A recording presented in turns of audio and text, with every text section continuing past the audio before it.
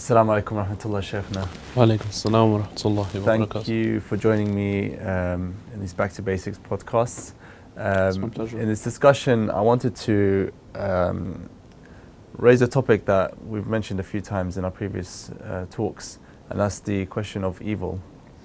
We've mentioned the idea of good and evil and the existence of those two powers. Now, a lot of people discuss the relationship between good and evil. Can one exist without the other? And inshallah we'll touch upon that in our discussion, but I wanted to begin with questioning how you would define evil in itself. أعوذ بالله من الشيطان اللعين الرجيم بسم الله الرحمن الرحيم والصلاة والسلام على أشرف الأنبياء والمرسلين سيدنا ونبينا أبو القاسم محمد وعلى أهل بيته الطيبين الطاهرين. Basically, I think it's a very good question, and dare I say that this is sometimes where we can find some confusion. Even on a basic level, you'll find that one scholar says one thing and another scholar says the other thing, and sometimes this can cause a level of confusion within the reader, within the viewer, and they might say that one scholar is saying that Allah Azza wa Jal creates evil, the other is saying that He does not. Basically, when we say evil, we can mean one of two things. We can mean the concept of suffering, and of course suffering I dislike to define as evil, even though sometimes we've inherited that paradigm from the Judeo-Christian West. And we have evil, which would be a lack of good. So when we say evil, we mean the absence of that which is an upright state. Now, why this is important is classical philosophers have always recognized a distinction that evil depends upon the definition of good. However, the definition of good is fundamentally basic. It doesn't require evil in order for us to understand what it is. Unfortunately, evil is the absence of good. But good is not the absence of evil. It doesn't work in the other way around. Good is actually something formidable. It's something tangible.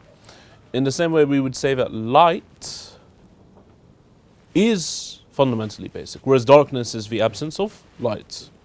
So this is the understanding that we would have of course, good and evil according to our tradition. So in our theology, we wouldn't be able to argue that God created something called evil. It's just an absence of good. This is traditionally how things have been understood, and of course, I have defined that secondary level of evil, which would be suffering. Yeah. And no, we're not like some ultra-rationalist philosophical schools who maintain that all suffering is not from God. No, there are certain things known as suffering which do indeed come from God, and they are given to us for our betterment. So we need to be careful not to misunderstand things there. But when we're talking about that pure tangible concept known as evil, which is the absence of good, yes, we believe that this is a concept which is the absence of something, or we're looking at it from a skewed perspective, which is why we think that it's actually evil, whereas in it is actually a hell of a lot of good for us, and we've just misunderstood it. But no, we don't believe that God is like Satan in the sense that he brings about states of evil just in order to be arbitrary and do stuff randomly. And in our understanding, God can be defined as the existence of good. Is that correct?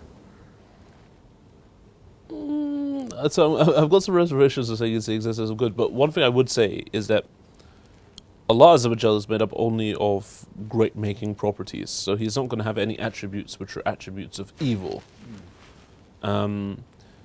And the few attributes which we at times would have difficulty understanding is, like, for example, to say that He is al-mutakabbir, because sometimes we as human beings, we look at things and we're like, why would someone be arrogant? But you're arrogant when you're in a category of your own. You're not arrogant when you're a dependent human being. Absolutely.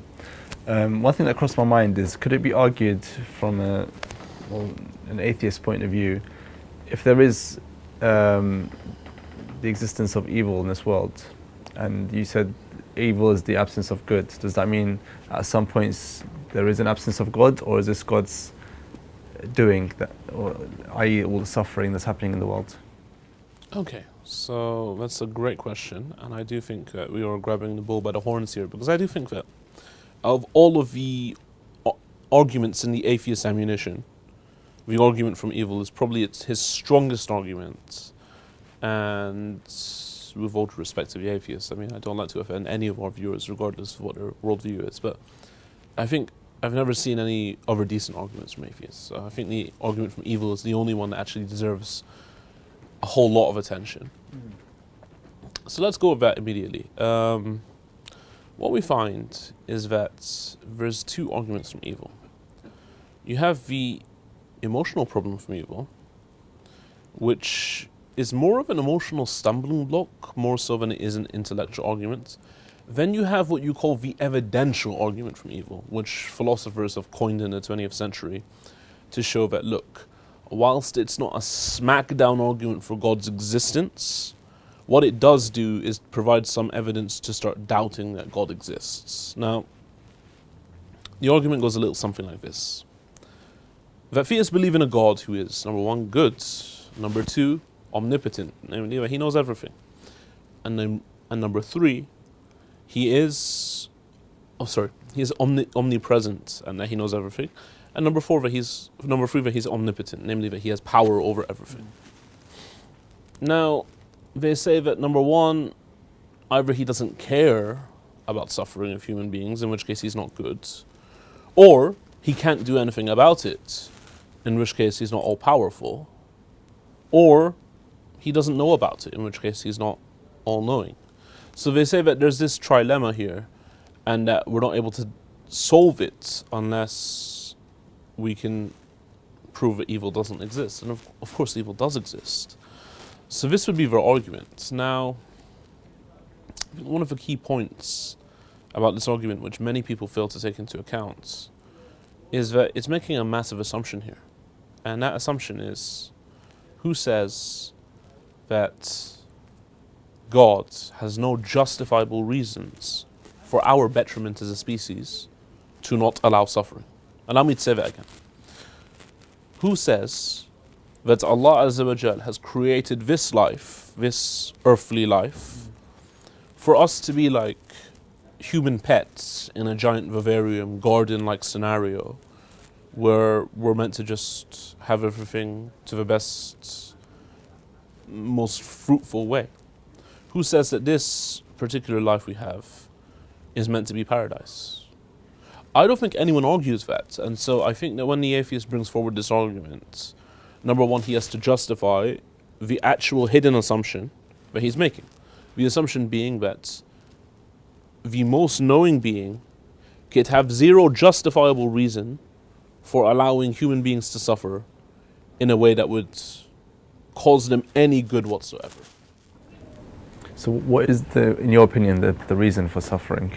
What is the purpose of it? Well, to be honest with you, I do think that those who read the Quran would find in it an ibrah, particularly in the story of Khidr, where Khidr is doing all this weird stuff, and Musa alayhi salam, who by the way is a prophet and he's more knowledgeable than Khidr, he's seeing this stuff go on and he's going nuts. He's like, why the hell would you do that?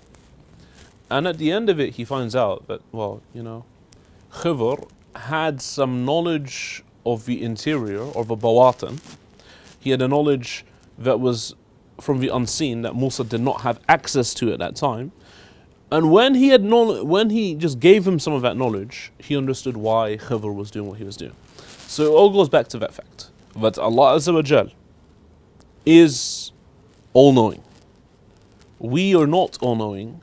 Therefore, when Allah Azza wa Jal does something, there could very well be a justifiable reason which we are not aware of, nor do we need to be aware of, which Allah is using to carry out the particular behavior that He does. But that, it could also be argued that how does that help us? That obviously that God has His plan, but what benefit is that to us? What, God's plan? As in the existence of evil and... Well, you see, there are certain things that theologians have come up with called Theodicies, and arguments which seek to provide a justification for why Allah does things. There are certain times where I could see why things would happen. So, for example, Um, when there's rapid famine, it gives other human beings an amazing opportunity to show the love and care and humanity that they have and actually go out and do good. When there's diseases, it gives people the opportunity to go out and become doctors and do the work of God on the earth. When there's poverty, we have the opportunity to give sadaqah. So there's a plethora of different things which do provide better situations. Let's take, for example, there's always going to be situations where people don't understand what's going on. I remember when my older daughter, Fatima, was just, she was about 2 or 3 months old.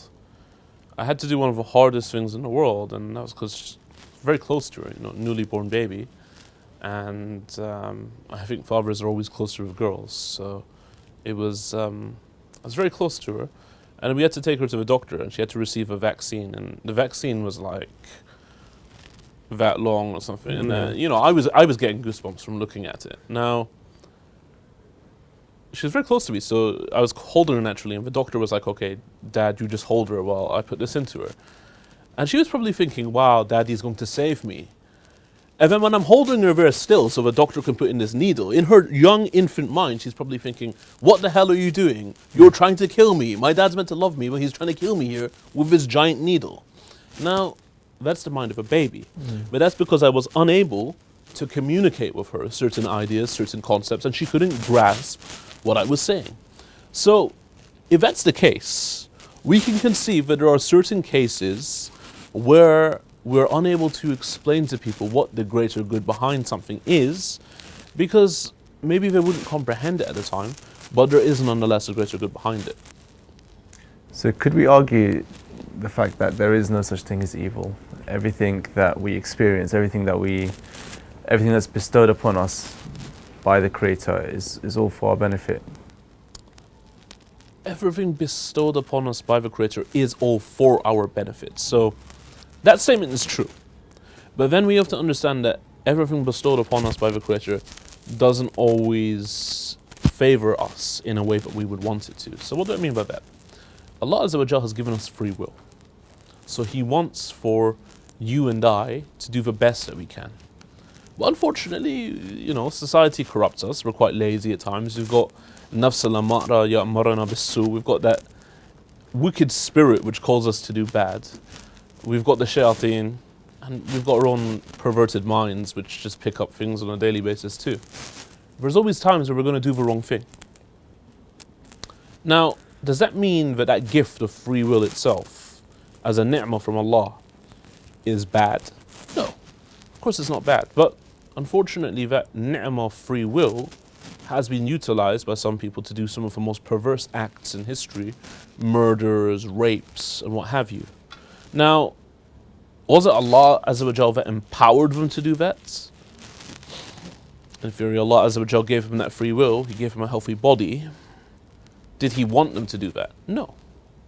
So we have the allow with a capital A and we have the allow with a small a. Allah Azza wa Jal allowed them with a small a by giving them free will.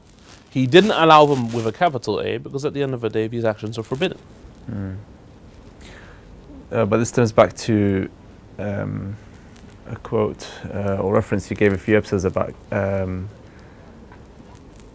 can't remember exactly how you worded it, but it's if the person intended to be misguided, then Allah subhanahu wa ta'ala will increase his misguidance. Of course. How would we explain that in terms of good and evil? That Allah Azza wa Jal has endowed us with free will. And that when someone chooses to be a corrupt individual, Allah Azza wa Jal responds to that corruption and that negativity by leaving them in the darkness. You see, Allah Azza wa Jal, there's certain religions that have a very corrupt and very disturbing concept of God, which is that God is that individual who just throws out guidance whenever He wants. He just guides any individual who's a corrupt pervert, for example. And there's no process of sincerity or trying to get there. What we're saying is that a person needs to take those steps and be guided in order for that to happen. It's not just arbitrary where Allah chooses one day to wake up a murderer and say, you know what, I'm going to give him the zap, whereas this guy that was saving millions of lives, I'm going to give him the zap to be misguided. So end of the day, it's in our hands whether we choose to accept goodness or to stay away from it.